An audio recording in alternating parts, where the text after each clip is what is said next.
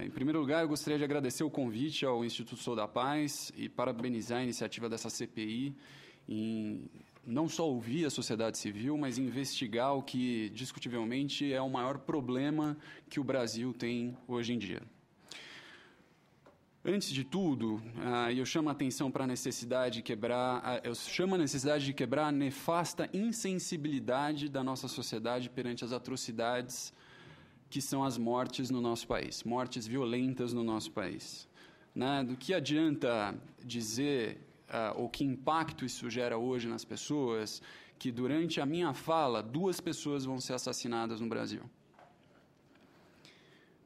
Provavelmente, jovens, negros e habitantes das periferias das grandes cidades do país.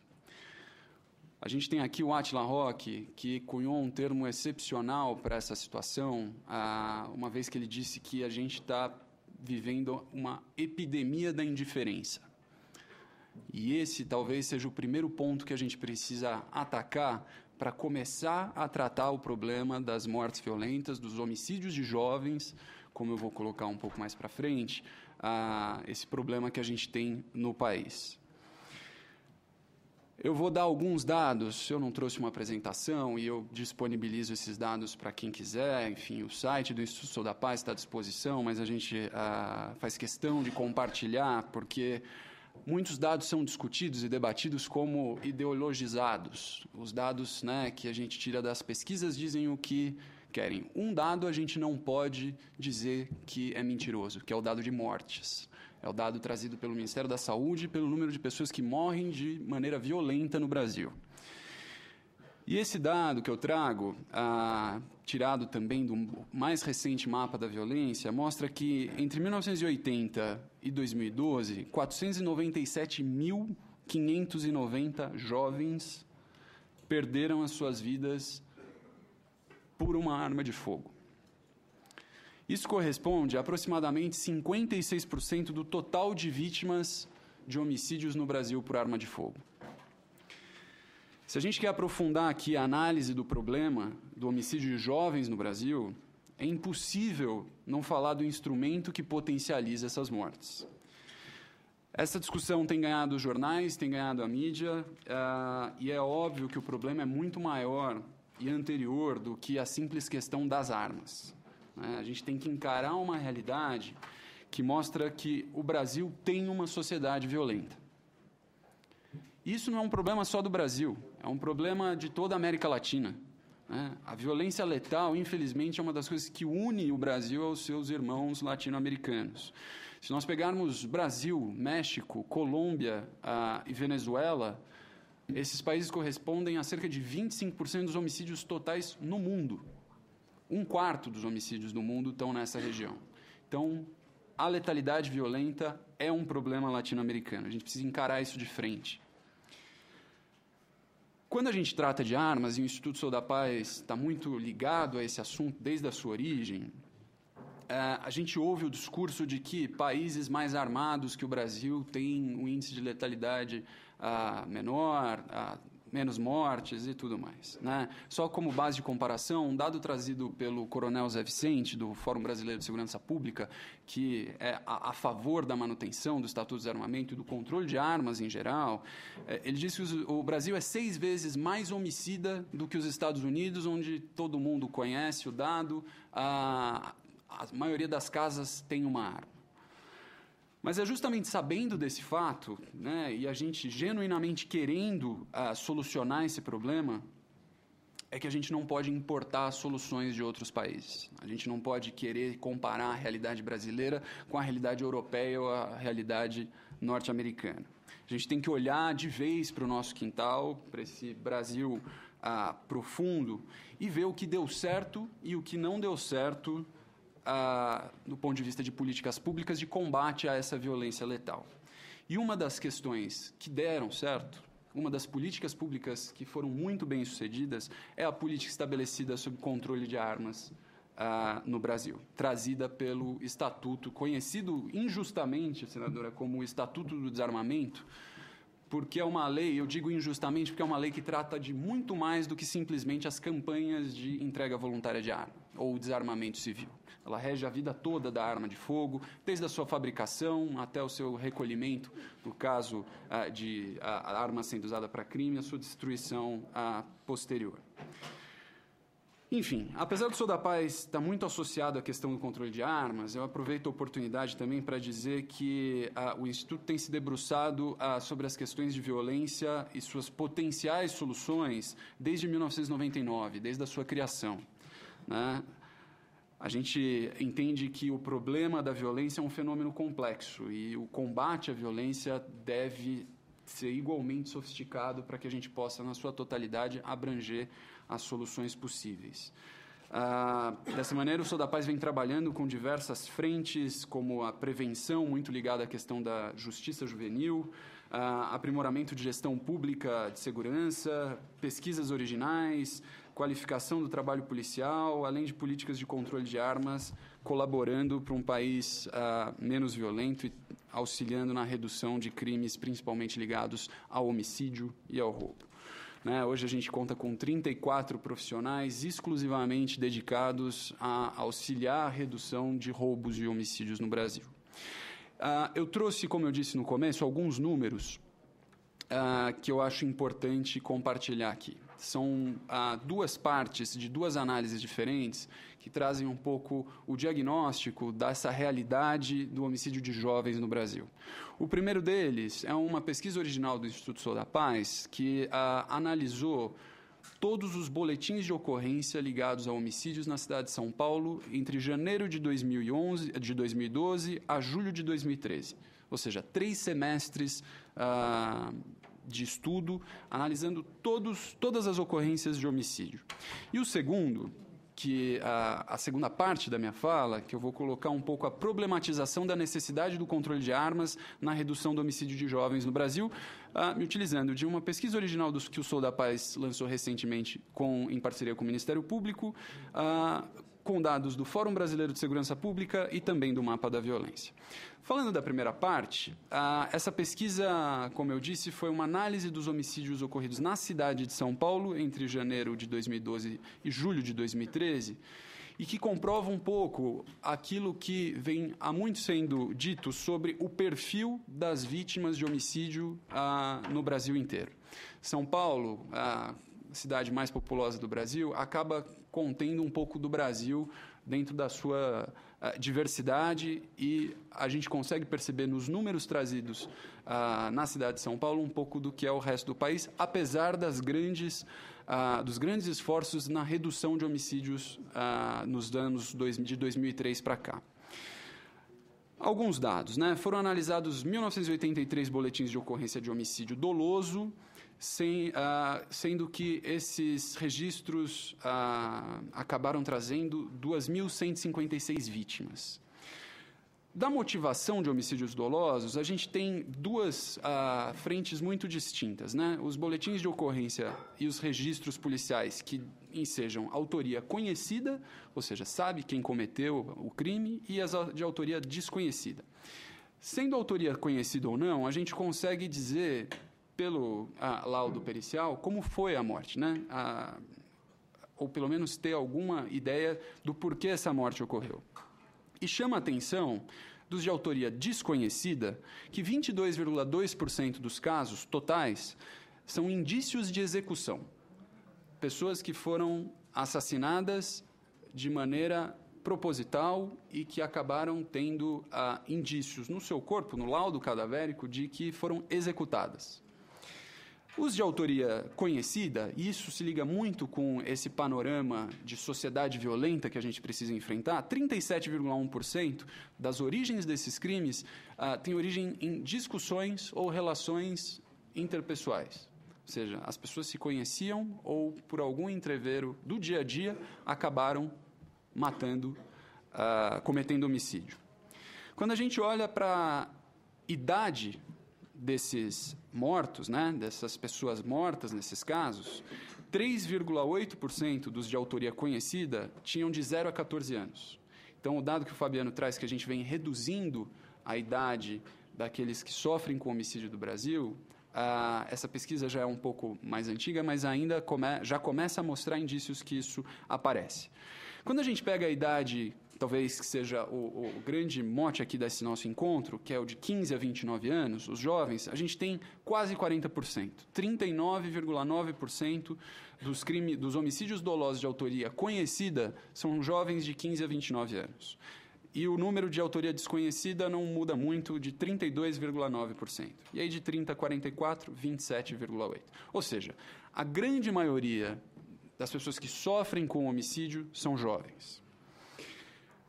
Quando a gente olha com uma lupa um pouco mais forte para essa questão de quem são esses jovens, separando por idade, a gente tem de 15 a 17 anos, 13,4% dos mortos, de 18 a 24 anos, 51,5%, ou seja, é uma idade bastante específica. Mais da metade dos jovens vítimas de homicídio tem entre 18 e 24 anos. E aí eu me permito fazer um parênteses aqui. A Câmara dos Deputados hoje está em tramitação um projeto de lei que revoga o Estatuto do Desarmamento, que é uma lei que conseguiu controlar os homicídios no Brasil desde 2003, como diversos especialistas colocaram. Esse projeto de lei, ele tem um ponto que é crucial para essa nossa discussão, porque ele reduz a idade mínima para a obtenção da posse da arma de fogo de 25 para 21 anos. E aí fica a pergunta no ar, né? A quem interessa colocar a arma na mão de justamente quem mais morre no Brasil? Fica essa questão. E o meio empregado, como já era de se esperar, 61,2% de todos esses homicídios são cometidos através de uma arma de fogo, né? A arma branca, que tem causado grande discussão, né, nos últimos tempos, por conta do fatídico episódio no Rio de Janeiro, correspondeu em São Paulo, nessa pesquisa, a 16% dos homicídios. Esse é um pouco do panorama que a gente encontrou na cidade de São Paulo, analisando os boletins de ocorrência. A segunda parte dessa minha fala é um pouco para problematizar a questão da arma de fogo, que, como a gente comprovou nessa pesquisa e outros levantamentos no Brasil também trazem o mesmo dado, a arma é um catalisador, a arma de fogo é um catalisador do problema da violência no Brasil, principalmente quando a gente fala do homicídio de jovens no país. É impossível analisar o problema de homicídios no Brasil sem falar do problema do controle de armas de fogo, né? Hoje a gente tem plena consciência que o objeto preferencial usado para cometer homicídios no Brasil, ele tem nome e sobrenome. É um revólver calibre 38, nacional, no máximo uma pistola, com fabricação anterior a 2003. E a gente evita fazer propaganda, mas a gente tem até o nome do fabricante da arma. Essa é uma informação que a indústria de armas no Brasil, e a gente não pode achar que a indústria de armas é uma entidade, né, diversa, com a categoria econômica enorme. É uma fábrica de armas, uma fábrica de munição. Essa indústria não gosta, senadora, que a gente conte um pouco como é esse levantamento, porque o modelo, calibre, origem da arma, né, ela não é o fuzil, não é o que aparece na televisão como sendo a arma de guerra, de grande potencial ofensivo, a arma que é usada para exterminar a nossa juventude. Ela não é a metralhadora, ela é o revólver calibre 38. E por que a indústria ela não gosta que a gente fale disso?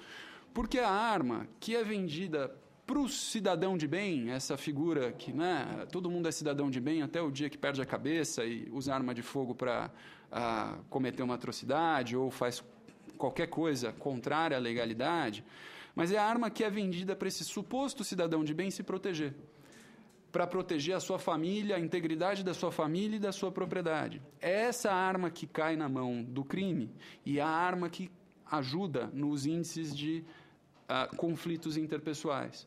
É o vizinho, a briga de vizinho que, por ter uma arma presente, acaba se tornando uma fatalidade. Como a gente vê toda semana nos jornais, a briga de marido e mulher, que pela arma está presente, o que poderia ser uma agressão, que já é uma fatalidade, mas vira uma morte. Então, é esse tipo de informação que a indústria não gosta que a gente conte, né?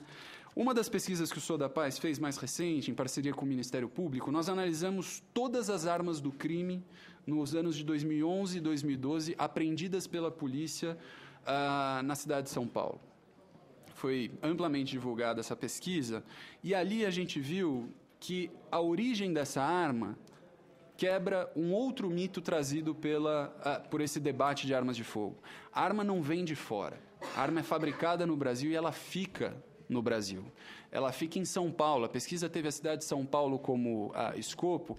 A gente viu que a esmagadora maioria dessas armas foi comercializada em São Paulo, foi perdida em São Paulo, seja a empresa de segurança ou o suposto cidadão que comprou arma para se defender, perdeu essa arma e essa arma foi usada no crime na cidade de São Paulo, apreendida pela polícia, muitas vezes ela é devolvida para o seu dono de origem, esse dono perde mais uma vez, a polícia apreende, ou seja, a vida útil dessa arma no crime dura anos.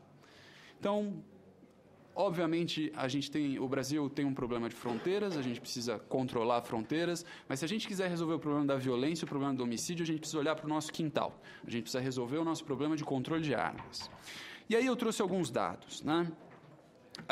Finalizando aqui, para também não exceder muito meu tempo.